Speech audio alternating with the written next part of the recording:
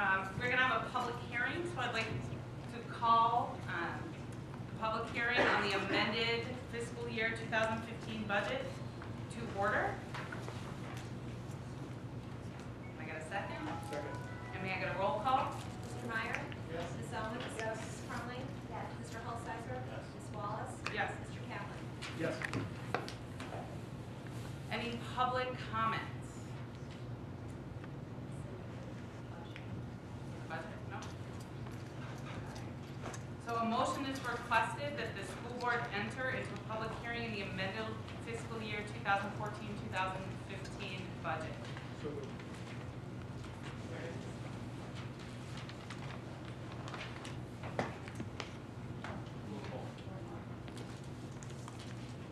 Mr. Kaplan? Here. Ms. Wallace? Here. Mr. Hulsizer? Yep. Ms. Crumley? Yes. Ms. Owens? Yes. Mr. Meyer? Yes. Thank you. It's all you. Thank you very much for that lovely introduction. It's my pleasure this evening to present to you the amended 2015 budget. This is the budget that you first adopted tentatively in January. There's been very few modifications to it, none in the spending expenditure lines at all. Been a slight change in the revenue, and we'll talk about that very briefly. What I'm doing this evening is giving you an overview of the impact of the budget, and then as well as talking about next steps in this process. The expenses that were updated in this budget resulted from the negotiations and a change in grant funds, in particular for special education. We added a little bit of money in terms of IDEA funds that were carryover for the federal grant dollars. And then and as part of that, have expenditures that are in line with that too. That is the same as was in the budget that you tentatively adopted in January. We reduced the capital project fund slightly because we didn't anticipate having any end of the year projects this year. The revenues, as I said earlier, have been updated, to reflect the grant dollars and the December 2014 tax levy. As you look on in the presentation, you're going to see what the impact of that levy has been so far. I like to consider those monies early taxes that we get with the first payment. So basically, three funds were affected by the negotiations. They are the Ed Fund, the Operation and Maintenance Fund, as well as Fund 50, which is IMRF and Social Security and Medicare.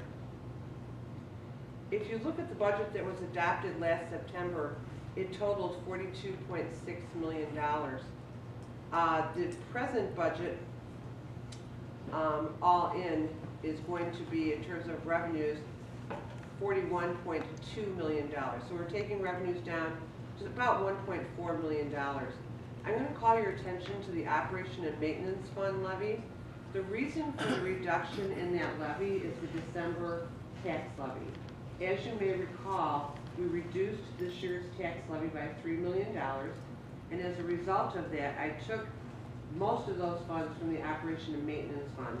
And the reason for doing that is that because of the fund balance in that fund, we had the greatest possible exposure to a tax rate challenge on our levy.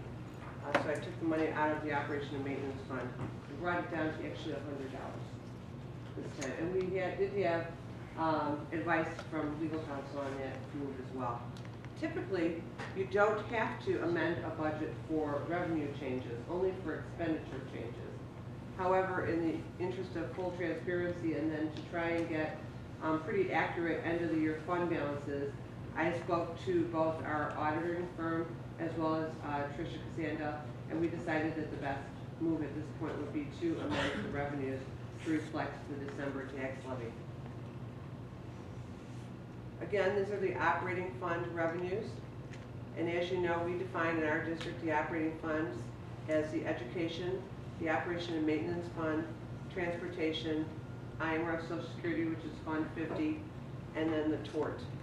And you can see that the lion's share of the difference is the $1.7 million. That is because of local funds, and since our schools are primarily locally funded, that accounts for that difference. You can also see the little minor change in the federal grant dollars of $33,841. Looking at expenses and what the end of the year is likely to look like now at this point, our new expenditure total is $42,069,567.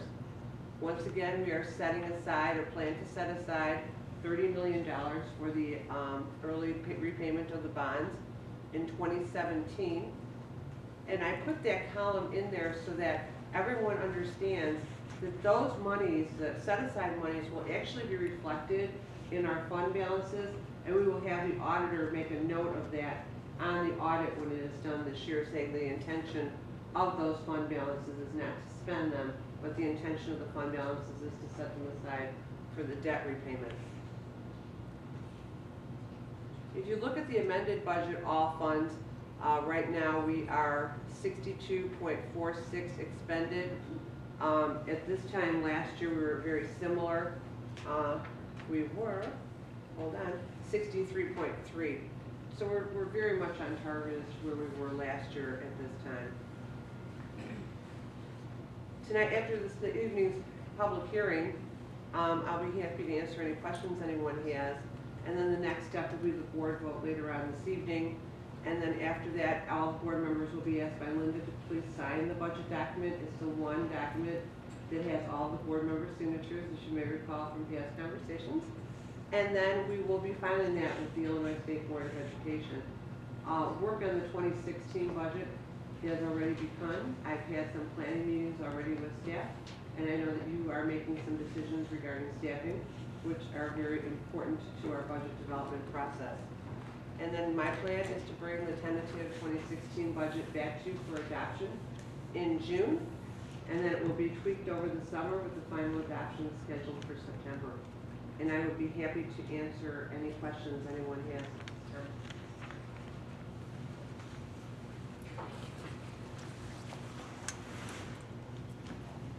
Discussion? Matt? Rita? Nope. Okay. Do we have any public comment on the budget? All right, a motion is requested that the school board adjourn the public hearing on the amended fiscal year 2015 budget. So moved. Okay, so we will move out of our budget hearing and into, all in favor? Aye. Anyone opposed? Okay.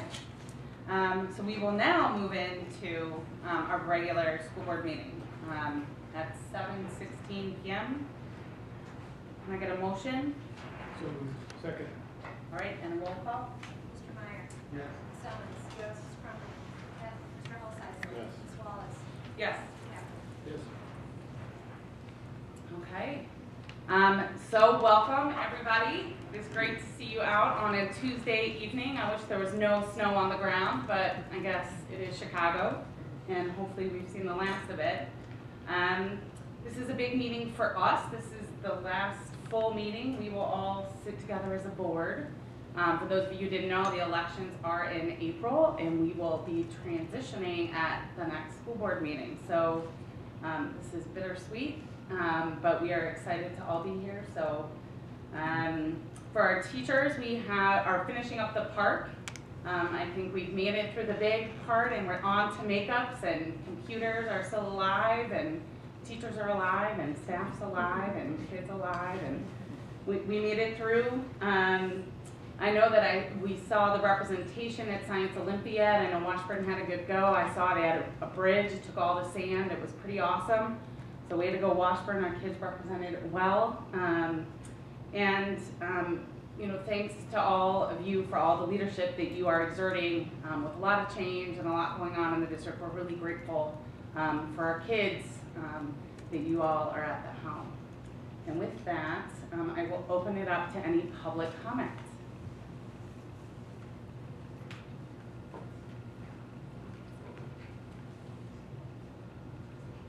Hi, I did have some comments. I'm back in town. Ted Winchenko, 1086 Oak Street. So, it's Rooster. from the most innocuous. So I see that you guys are going to approve, or there's a suggestion to approve this like fee structure, payment for the iPads.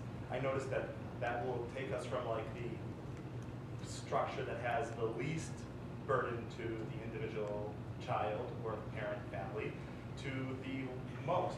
Kenilworth still doesn't charge anything, and potentially the structure that you will adopt will be $600. Now, I personally don't care because like I don't think the iPads are of any value, and so I won't even sign that document. If you want to give my child an iPad, you can make a contract with her and try to enforce that. But I think it seems like you've gone from one extreme to the other. May not be the best thing.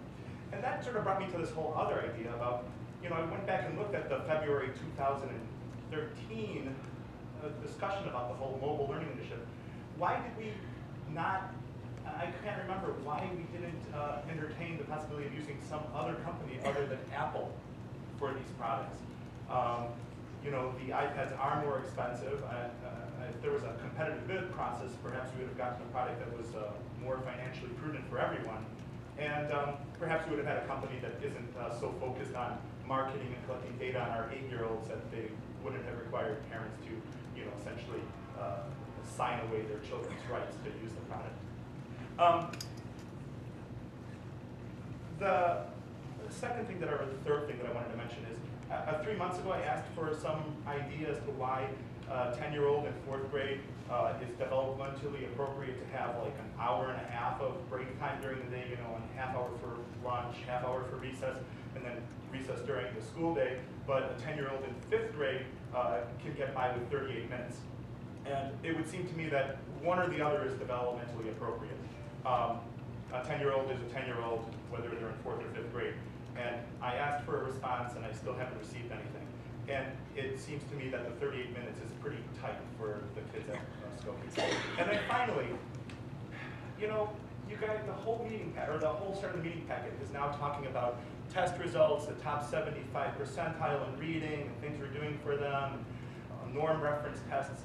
It seems to me that more and more discussion at these board meetings is moving us away from what progressive education really is. It's not a competition. Norm reference tests are a competition. You're talking about, in this case specifically, about a subgroup of the children. And we know that tracking children, even going back to Washburn's time, is not in the best interest of all the children, including the high achievers. And it just seems to me that more and more of these board meetings are being devoted to things that are taking us away from sort of the foundations and the ideals of the district. Thank you. Any additional public comment? Okay. Communications and FOIA. Yeah, so we had 4 logged communications, primarily around ERD data. We had 3 FOIA requests, and we had some press coverage in the month of March that was primarily on the park.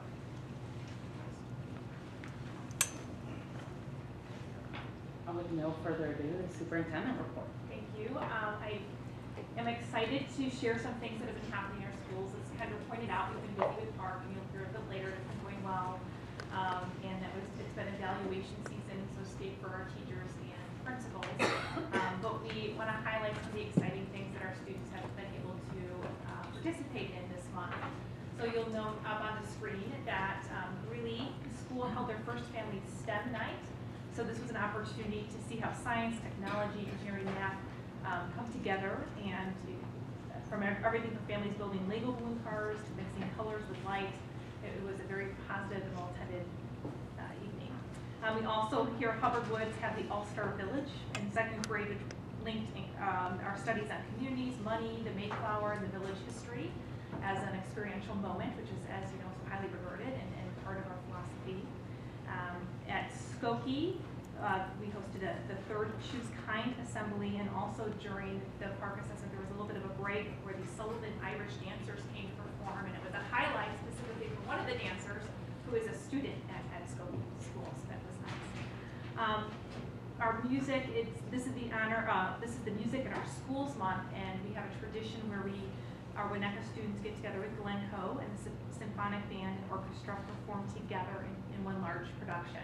So it's a good example of how we help our students prepare for the transition into high school.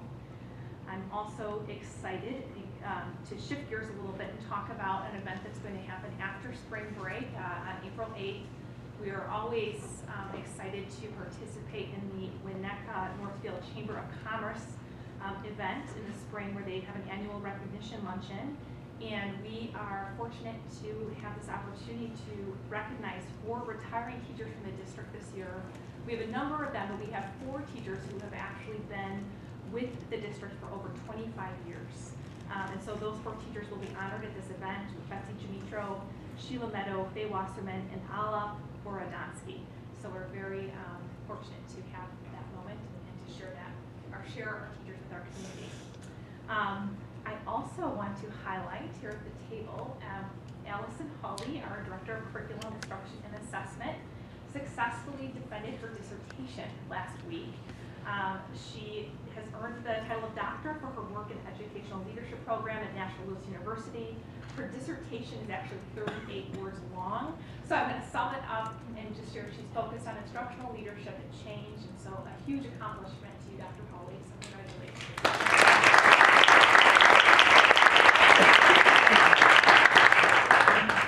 So I've also had this fortunate opportunity to dive back into meeting with our constituent groups as far as the entry plan.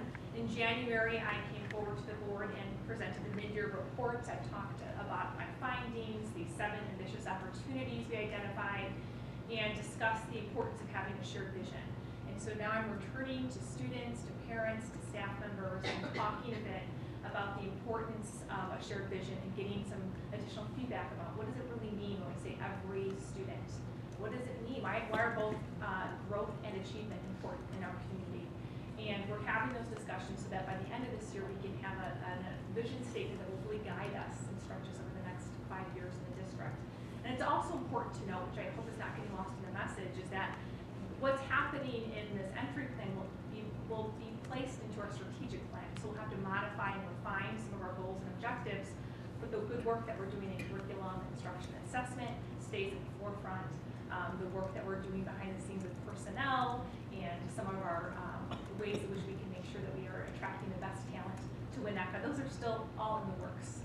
So these 7 ambitious opportunities just really give us some exciting opportunities to determine what's most important right now that's not in the strategic plan, so that we have that focus. So I'm anxious to come back and share more about that in the next couple of months.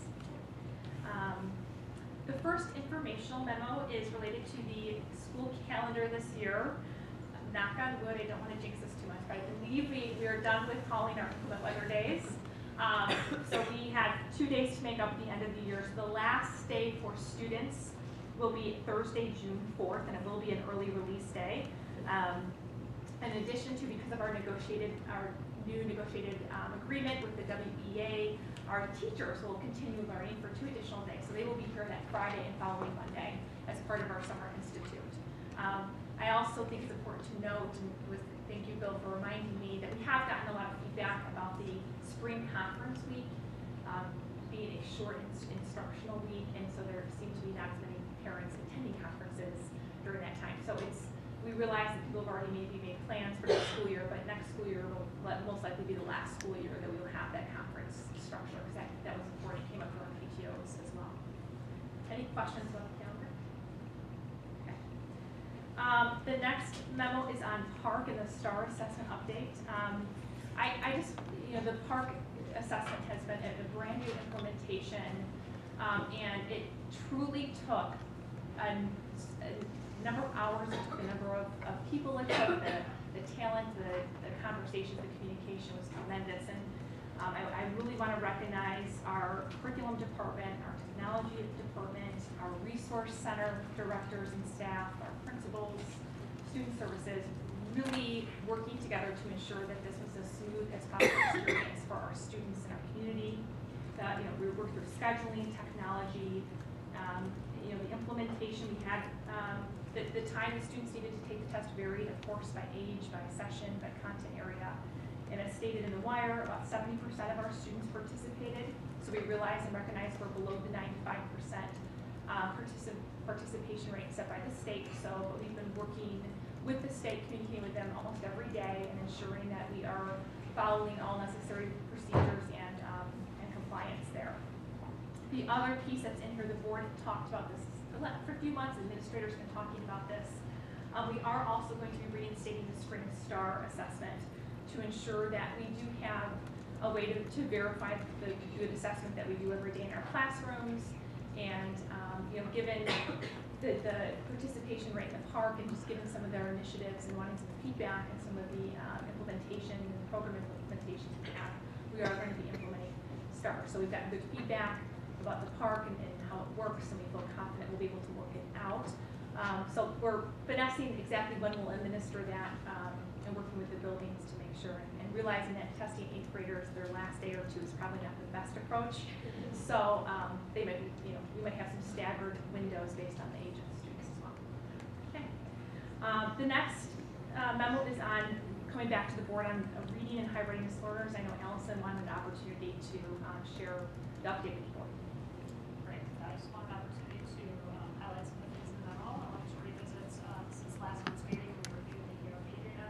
We reviewed students at the 25th, 50th, and 75th percentile. Students that performed at the 25th and 50th percentile had either improved their scores over time or were on par with previous year's results. However, the 75th percentile had a third-year decline with the mini comprehension scores.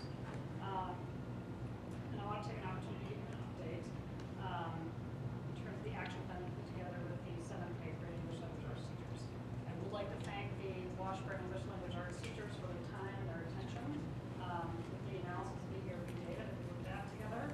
They're very invested in the process and are dedicated supporting the high readiness learners that are their students. We began our process by looking at the student reports related to the ERP reading. We identified the specific students that were in the 75th percentile, reviewed the data that came through those reports, and we were able to identify differences under the reading comprehension subset as the area that had more opportunity for advancement. The ELE teachers have made a commitment to meet together regularly to review student strategies and responses to instruction related to mitigating differences in reading instruction. In addition, we will continue to articulate with the New Trier Township ELA committee. We're meeting again on May 13th. We're going to discuss reading comprehension strategies and high school readiness as it relates to reading. We're going to review the Spring Star data in May. So we'll review the top quartile specifically in addition to the other data to look how the reading will shift or change. Keeping in mind that it's a short window that we are looking at between now and the end of the school year.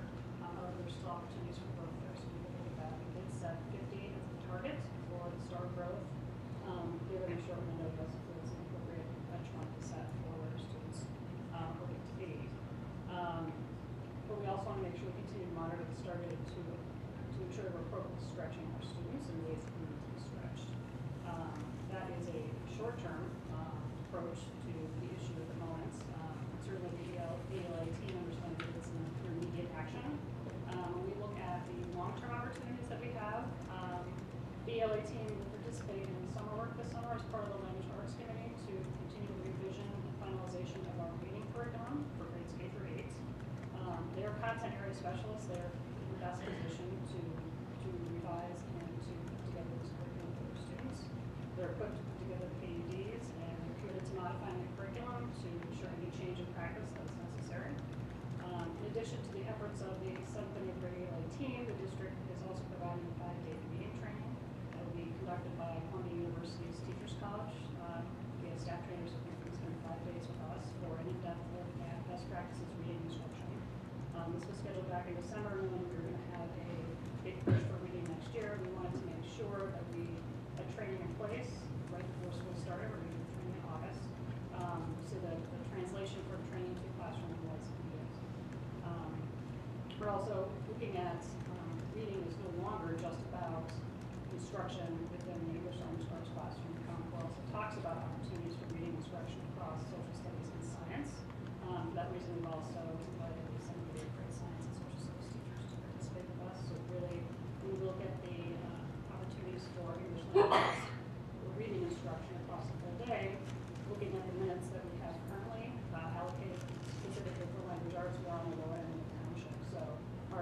would be across the entire day, not just within the language arts period. It's an opportunity to really expand. But certainly beyond the ERB connection, excuse me, when I think about the schedule, we're gathering feedback on that right now. The curriculum office is supporting the Washburn administration transition from Max Marshall to the new team that will be coming in the fall. So the curriculum office is gathering that feedback. We'll review it and then we will share it with the administrative team that come. It's our recommendation that they look at that with their staff together if they want to initiate any major schedule changes, or we will start the feedback process now. And certainly beyond the ERB reading data, at this point we do have enough data points that show that high readiness learners need additional enrichments across the districts. There's a larger need for us to create a framework for enrichment for all kids. But certainly we want to make sure that we high readiness learners also as a focus. We do believe that this meshes well with Tricia's visioning process that she's going through, and it does tie in with the feedback she's receiving from parents, teachers, and students as well. And it's our goal to create a framework with the administrative team that will allow us to provide enrichment for all students, to ensure that we have instruction that supports the teaching health for students, that provides us with criteria for how we will flexibly group students. It will also allow us to incorporate our current district differentiation framework that we currently have into the framework for essentially enrichment for all. We're initiating that work with the administrative team, and we will bring back an update to you in May.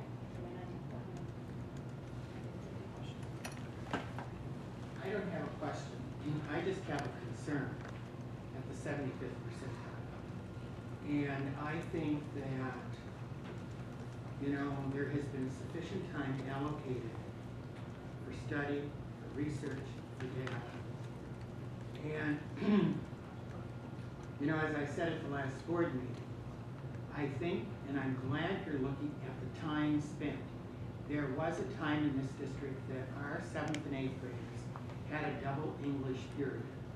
And there were 5 teachers on a team because we realized the importance of both reading and writing. And I'm glad you're looking at scheduling and at groupings. I have said before, I do not support homogeneous groupings. But I do think that we need, as a district, to address the needs of our kids that excel in every area. We do a better job in music and art and some things like this. But I really am concerned with the growth that our kids. My feeling is the 75th percentile is not even good enough.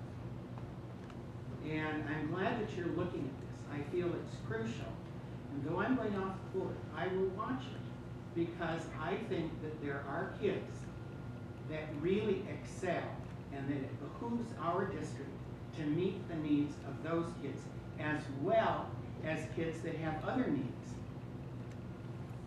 Thank you. Absolutely agree. I think the role of data and the analysis and looking at how that drives instruction for the classroom is one aspect of that, but I think a comprehensive framework to really look at all subject areas, not just reading, but across the board, to provide appropriate enrichment opportunities for our students is crucial. I think it's great. I mean, I think it is a new step for us, at least to say out loud, to really look at this high readiness with intensity. We've done a lot in our RTI model to support the middle and the kids that need the extra scoop, but for the kids that need the extra scoop above, to address that, and not only reading, but I know mathematics is, across the board is a good. I think it's a great opportunity to, as I referenced Tricia's visioning plan, is looking at project-based learning and experiential activities. And those are really wonderful ways to enrich students at any level, but high readiness learners as well. So it's an important part. And we're well poised. We look at the progression here of having a consistent curriculum in many areas, learning and consistent learning outcomes, and recognizing, that after you have that in place and you identify what needs to be met with the revised curriculum, with the progression, and to ensure we're looking at all aspects for our students. So we're committed to that. We're looking at this carefully. We want to be able to come back with a clear framework that we can refer to, that everyone's aware of, and supported by research, supported by areas that we want to focus on to improve. So we're there. Consistency and alignment of the curriculum really is one springboard for us to do this work. So, one question. How does this fit in with our current approach to differentiation? Is this- Differentiation will be a subset of it, I think, when we look at really expanding what we currently have, I think there's areas for opportunities for growth and advancements, for student choice, for, looking at really enhancing the experience-based, experiential-based work that students can do, so it's not, I'm not sure it's different, it's certainly an enhancement, and I think it provides a wider framework for us to, look at these more comprehensively. So one thing I'd recommend is that as you add in new frameworks and new approaches, that you go back and you look at existing frameworks and approaches and you make sure that they're aligned and you don't just layer on top one approach on top of another. I think organizations often do that and you end up just with a lot of stuff. I agree. And yes, and the teachers recognize that as well, so, Well, yeah, yes, and I think the piece to this too, and that's part of the student growth model that we're committing to with our ambitious opportunity, is ensuring gathering evidence and looking at student growth, not just from a standardized test, all the per se, that's verification piece only, but really focusing on what are we gathering in the classroom to ensure that every child is growing. And I think that's where our vision's headed, that's where our priorities are lined up, and so we're cued to work together in alignment to ensure that every child is getting the right challenge and right instruction. Okay.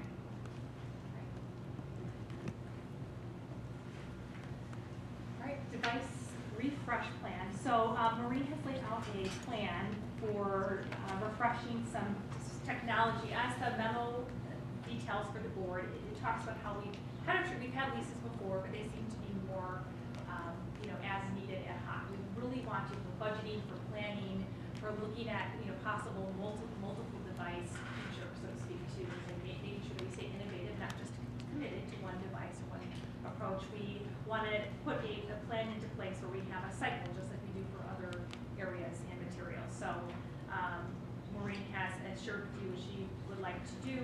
It's got the lease spreads out the costs over some time. We still end up with a buy at the end of the lease. And so we're asking the board to approve that this evening.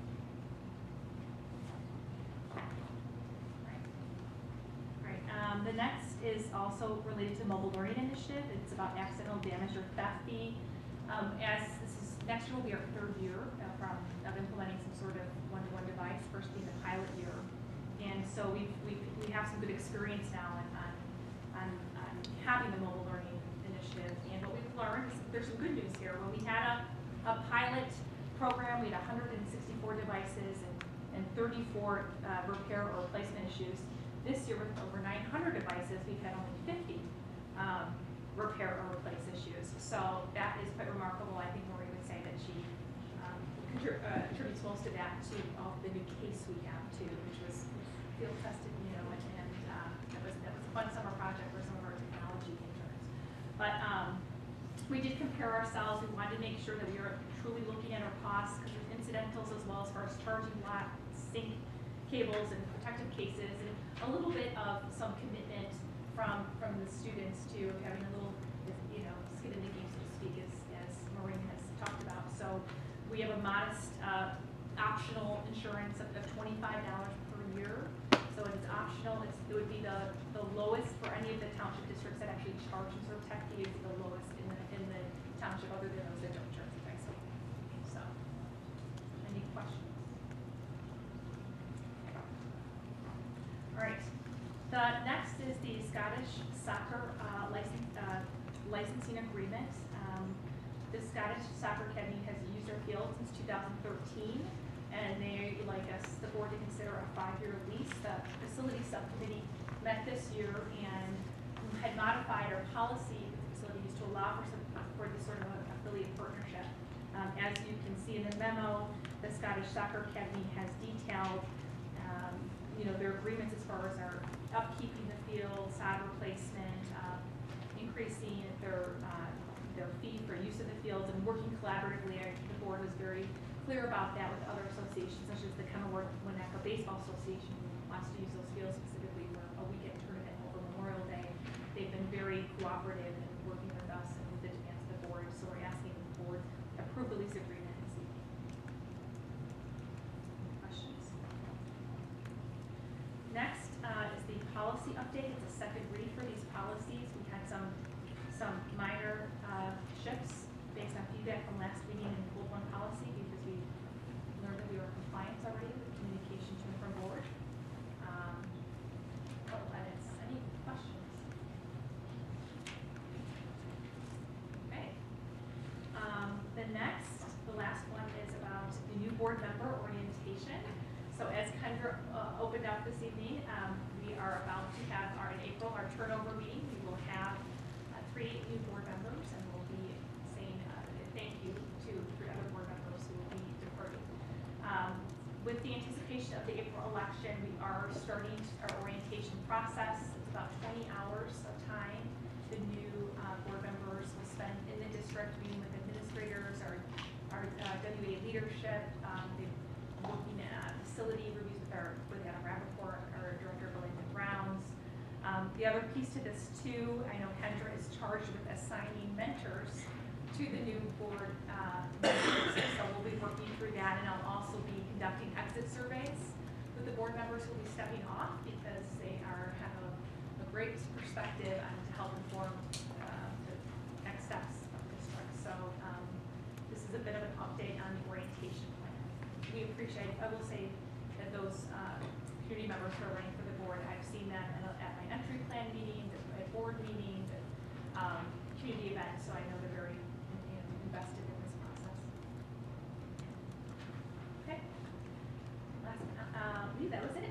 So now I'm ready for presentations. Allison, you want to introduce Connecticut? Members of the Connecticut Wellness team here this evening, along with Betty Ware, who's the teacher on special assignment in curriculum office. They're going to present the update on progress towards the revision of the KW curriculum, grades K through 8.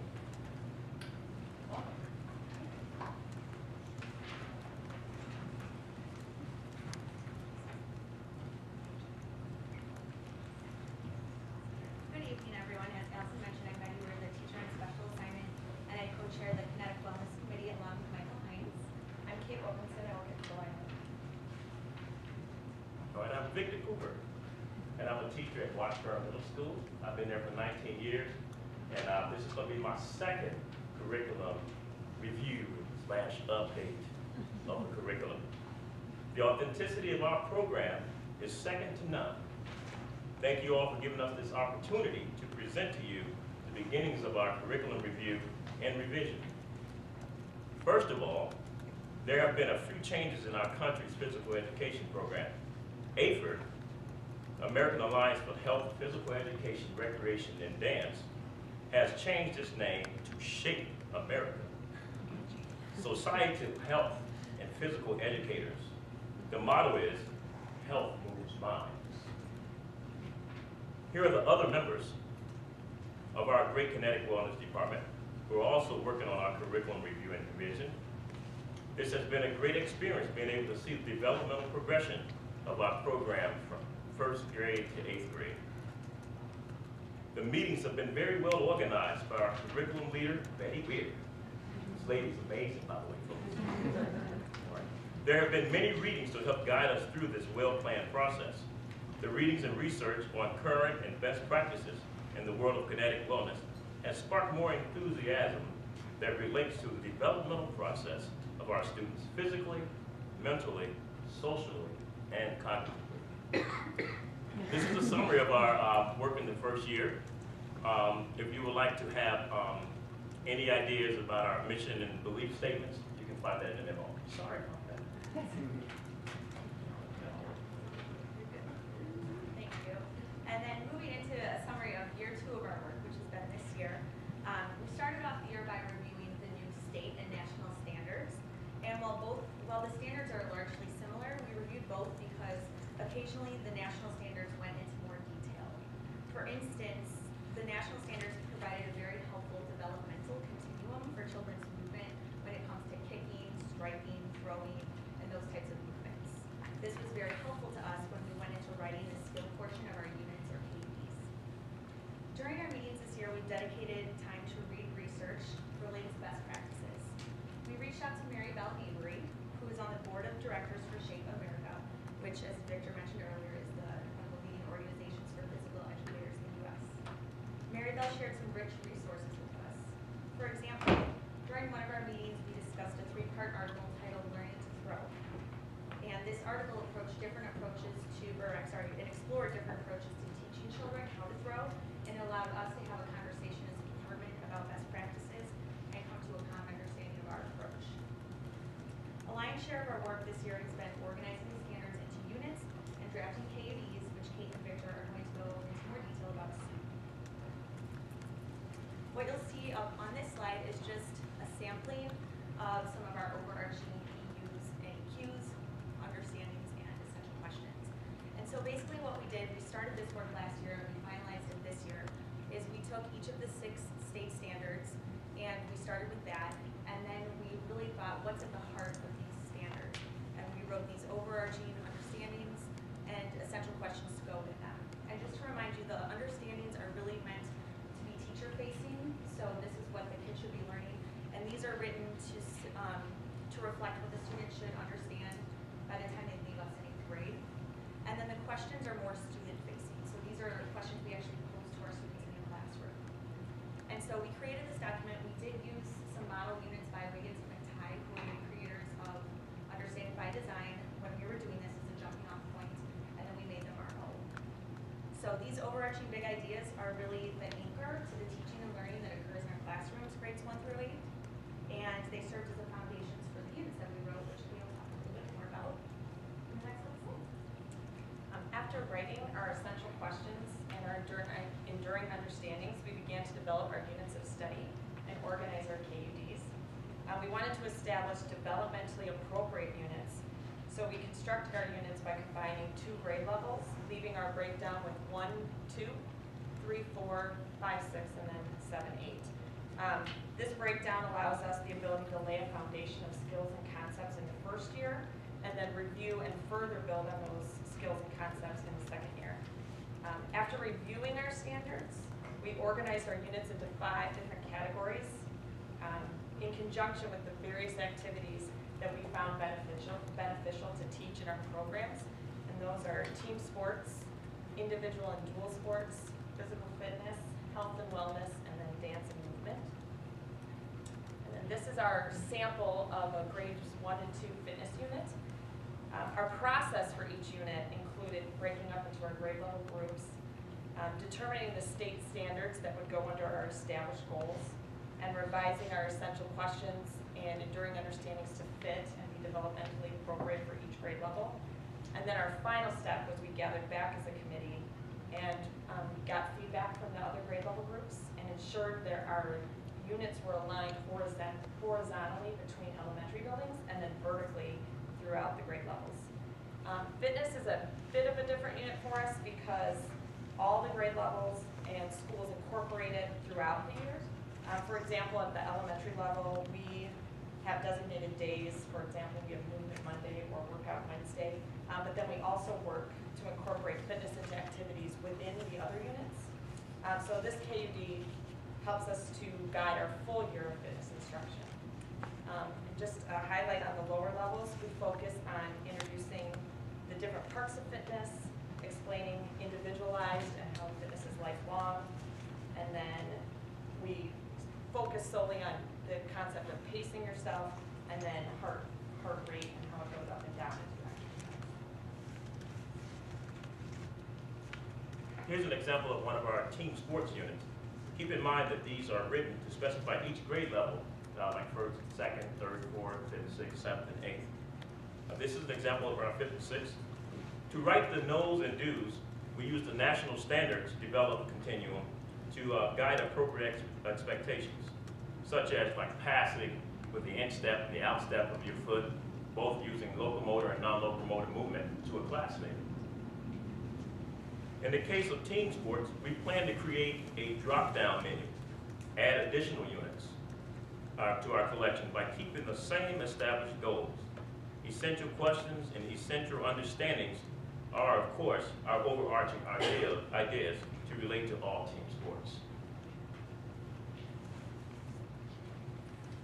And then just looking at next steps, we have one more meeting as a department this year in May, and during that time we plan to write a dance and movement unit as well as make our plans for our summer work. And this summer we're planning to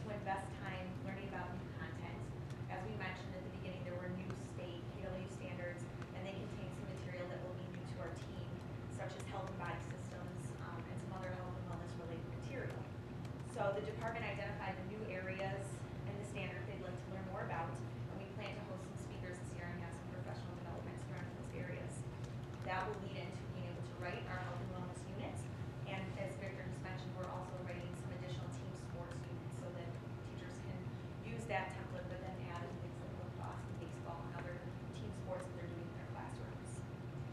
One other thing that we will do over the summer and possibly into next fall is explore some materials for our health units.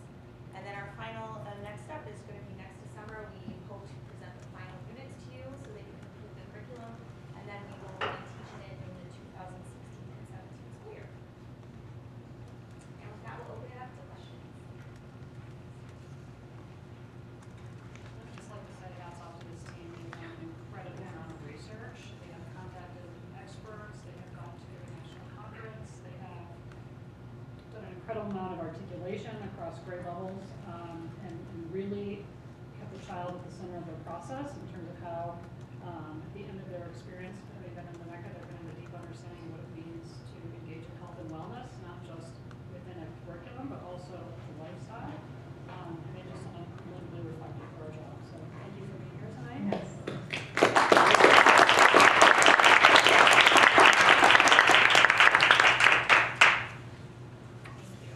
I was able to see Victor after one of the conferences, and he has a lot of ideas he wanted to share right away, so it's exciting to be and work with your colleagues. Thank you so much. I mean, PW teachers are here, so thank you for your work. Okay, we now have the 2015-16 final staffing plan, so Maureen will come up and present to us this evening.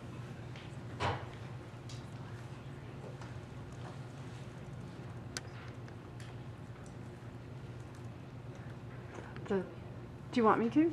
Okay. Good evening. This is probably the third time that I'll be before you talking about the staffing plan. And at this point in the normal routine of the school year, what we'll be asking for is a final approval of the staffing plan so that we can move into the next year with the opportunity to hire and to hire early in the hiring season, because we think that's important that we can attract the highest quality candidates to our district. As in the past, I've talked with you a little bit about what the intent of the staffing plan is. Clearly, our number one priority is to meet student needs and to use our staffing resource of people in the most efficient and expeditious way that we can on behalf of student needs. We have gone through a guideline process whereby we have benchmarked our staff. Given the enrollment decline that we've had, I've shared with you what that enrollment looks like and what the projections are for next year. That enrollment decline stays pretty steady at just below 3%. So again, as we were taking a look at our staffing, we were also looking to stay within that 3% reduction level of staff for next year. Okay, in aligning to enrollment then, we've taken a look at our enrollment history and trends. We've applied the annual program and benchmarking process. We've consulted in particular in the area of special services because that tends to be an area that shifts very quickly as far as staffing is concerned. And we've involved our principals and our superintendent in our conversations and discussion. Just as a reminder, this is what our patterns have looked like over time as far as enrollment decline is concerned. And that enrollment decline continues to show a downward trend, although this year it wasn't quite as steep as it had been originally anticipated to be, but we do anticipate an additional enrollment decline next year.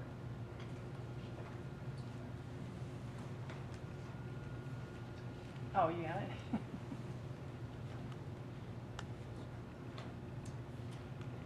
Okay, we're now to the point where we're involved in the annual changes, and we've already brought a program change to the board in the past in the spring. We're bringing another program change to the board this evening, given a great deal of study that we've done in regard to the program change that was implemented this year for half-time assistant principal positions at Washburn and Skokie. The staffing plan for next year, we had to put sort of a line in the sand as far as when we were going to start our planning, and we used the February enrollment in order for us to do that. As you see, there's an anticipated decline of 47 students next year. So we're anticipating our enrollment to be about 1,723 students, which is a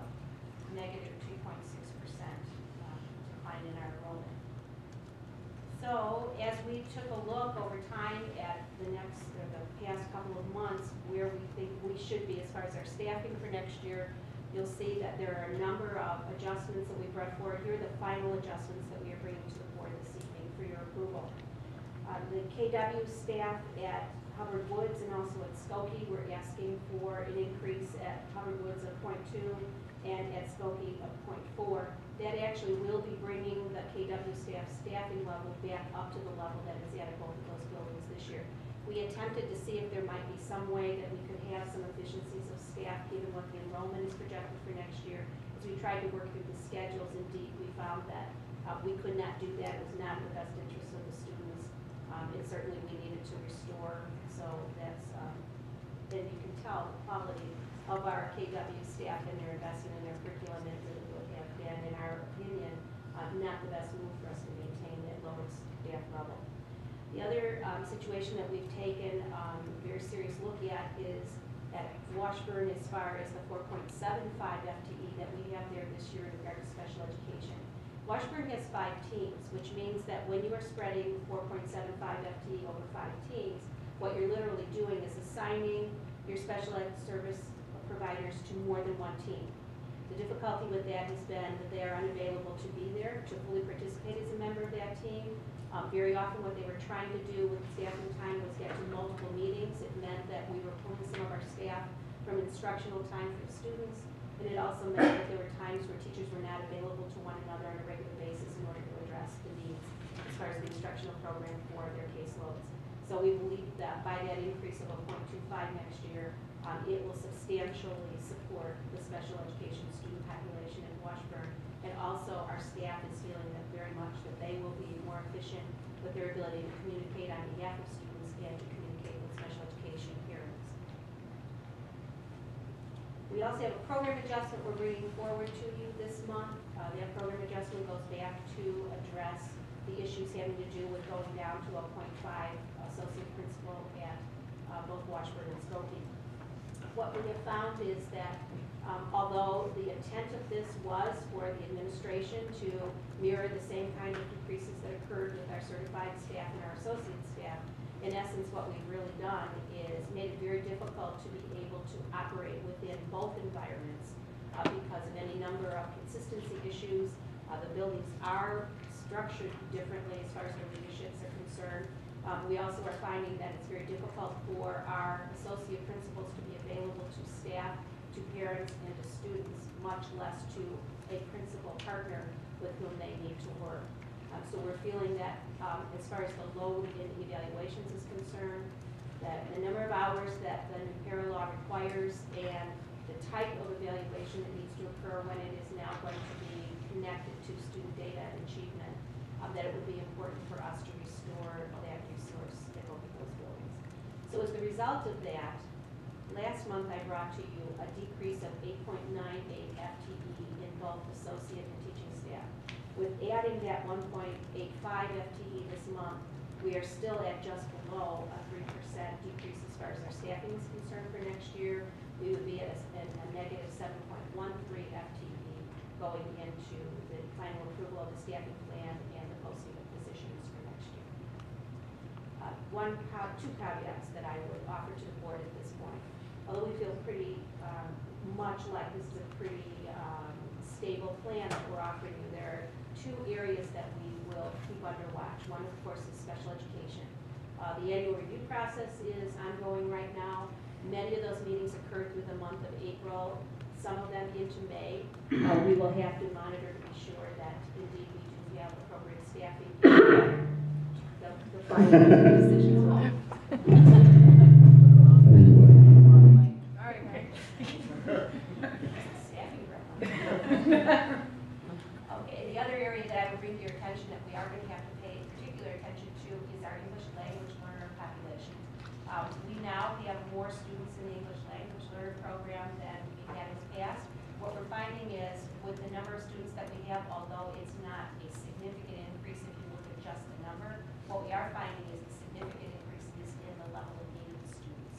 We have many more students coming to us now with no English language whatsoever, and they are in level 1 as they're assessed on the access test, which means that we have certain obligations to them as far as the number of minutes that we need to deliver on a weekly robust study that has been done by our new ELL teacher along with Vic Laux, who was our world language facilitator this year. And as we're taking a look at this, we may be looking to see if we are not going to be better serving children by clustering them at the K-4 level, having them served in one building, therefore cutting down the amount of travel time and being able to cluster those students so that they can learn in a social setting, which is a very important part of children learning a new language. So we may be bringing back to the board a reconfiguration of that program as to how we deliver it, and possibly may need to bring back to the board at some point an increase in staff. I would just mention, we are not alone in this. The more research that we've done regarding this area of the North Shore, we are becoming a gateway area for many foreign families who are choosing to come into the United States. Indeed, there are some closely adjacent school districts that have significantly ramped up the number of FTE that they now have dedicated to the ELL population. Does this reflect the staff that we added in our last meeting? Refresh for me, didn't we agree to increase the staffing in special ed? We did in, I believe it was certain of the buildings, but not across the board. It did not, though, increase at Washburn the last time that I came to you. So that this is a different setting. It was a programmatic change, I think is what you're talking I about. think We added a yeah. program, and with that came staffing. Yeah, that was the That's SOAR the program. correct. which is We totally shifted different. Got five, it was 5-6, Yeah. so the SOAR program. And 7-8, we just were shifted, staffing is already there, just reading the program a bit. Oh, okay. And that was approved by the board probably 3 or 3 before the research. Any other questions? Thank you for all your work. I know this is not easy. You're welcome. I must tell you that the administrator has been great. I also have had a lot of input from staff to help us best understand how things are actually operating in the building. So I'm very grateful to everyone for their willingness to assist. Okay. Now on to action items. A motion is requested that the school board approve the consent agenda, which includes the following. Payroll and invoices for the period of February 27, 2015 through March 24, 2015 as follows. Payroll for $1,139,348.60. Invoices $775,995.86 for a total of $1,915,344.46. Board meeting minutes. The regular board meeting minutes, February 24th, 2015. And the personnel report, which includes employment, certified staff, employment classified staff, resignation, certified staff, change of status, certified staff, resolution, non-reemployment of part-time educational support personnel employees, Jean Burke, resolution, non-renewal and dismissal of probationary teachers, Diana Burdick, Jean Burke, Helen Cha, Christina Margolis, and Carlos Zerzan. Policy updates as noted in the board packet. Can I get a roll call? Or a motion? So moved. Second. May I get a roll call? Ms. Crowley? Yes. Mr. Kaplan? Yes. Ms. Owens? Yes. Ms. Wallace? Yes. Mr. Meyer? Yes. Mr. Holzhauer? Okay. A motion is requested that the school board approve the student fees for the 2015-2016 school year as presented in the memo provided. So moved. Okay, may I get a roll call? Mr. Kaplan? Yes. Mr. Meyer? Yes. Ms. Crowley? Yes. Mr. Holzhauer? Yes. Ms. Wallace? Yes. Ms. Owens? A motion is requested that the school board adopt the amended fiscal year 2015 school year budget. So moved. A roll call? Ms. Crowley? Yes. Mr. Holzhauer? Mr. Kaplan? Yes. Ms. Wallace? Yes. Ms. Owens? Mr. Meyer? Yes. Okay, motion motion is requested that the school board accept the summer work addendum as presented. Can I get a roll call? Ms. Wallace? Yes. Ms. Crumley? Mr. Meyer? Yes. Ms. Owens? Mr. Holzhauser? Yes. Okay, motion carries. Mr. Kaplan? Oh, sorry. What about, it carries without me? Yes, it does. Kaplan? I would have voted for it. Sorry. A motion is requested that the school board accept the master lease purchase agreement with Apple Financial Services and the device refresh plan. So moved. Any discussion? No? Okay, roll call? Ms. Owens? Yes. Ms. Wallace? Yes. Ms. Crumley? Mr. Kaplan? Yes. Mr. Meyer? Yes. Mr. Holzhauser? A motion is requested that the school board approve the non-exclusive licensing agreement with the Scottish Soccer Academy. So moved. Second. Discussion. Okay, roll call? Ms. Wallace? Yes. Mr. Kaplan? Yes. Ms. Owens? Yes. Mr. Holzhauser? Mr. Meyer? Yes. Ms. Crumley? Motion carries. A motion is requested that the school board approve the 2015-2016 staffing plan as presented. So moved. Discussion. Roll call? Mr. Meyer? Yes. Ms. Crumley? Ms. Owens? Yes. Ms. Wallace? Yes. Mr. Kaplan? Yes. Mr. Holzhauser? Yes. All right, a motion is requested that the school board approve the employment contract between the Winnetka Public School and Gregory Kerr, Chief Financial Officer, Treasurer, commencing July 1, 2015 and terminating on June 30th, 2017. So moved. Second. Greg is unable to be here this evening, but I want to say a few words and pleased to recommend him to our community and to the school board. Greg has a tremendously successful resume with vast experience in both the public and private sectors. He has experience as a public school chief financial officer, but has also served himself on a school board and maintains his credentials as a CPA. He's known for his work ethic, strong command of the complexities of school finance, especially in Illinois, and the support, and he has supported public education through his career. There's no doubt that he's going to be able to uphold the board's financial philosophy, at the same time maintaining the high-quality educational programming in our Winnetka School District. So I know he and Susan will be working closely together during this transition period to ensure a seamless handoff. So I'm excited to bring him aboard. Any comment? Roll call? Mr. Kaplan? Yes. Mr. Meyer? Yes. Ms. Crumley? Yes. Mr. Holzhauser? Ms. Wallace? Yes. Ms. Owens? Yes. Motion carries. A motion is requested that the school board adopt the hearing officer's report of the summary of evidence from hearing officer Richard Middleman and to find student 1425482 conduct did constitute gross disobedience or misconduct and to affirm the suspension. So moved. Second. Discussion. Roll call. Ms. Wallace? Yes. Oh.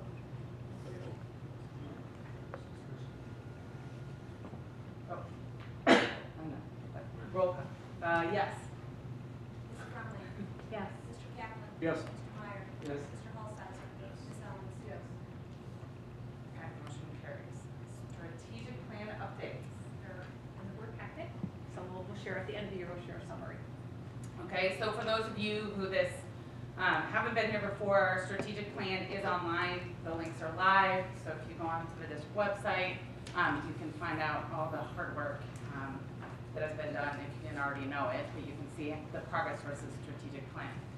So other business, upcoming events, spring break R&R is May 12th at 4 p.m. at Pinstripes. Always proves to be a fun event. Never once in a while you get a surprise alumni teacher show up.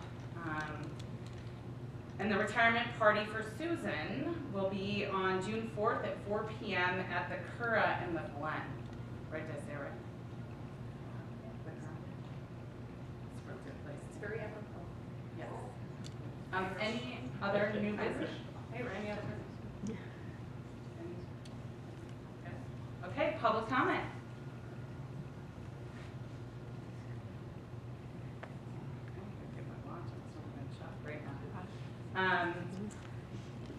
So at 8:14, would anyone like to move this meeting to be adjourned? So moved. All in favor? Aye. Thank you for coming.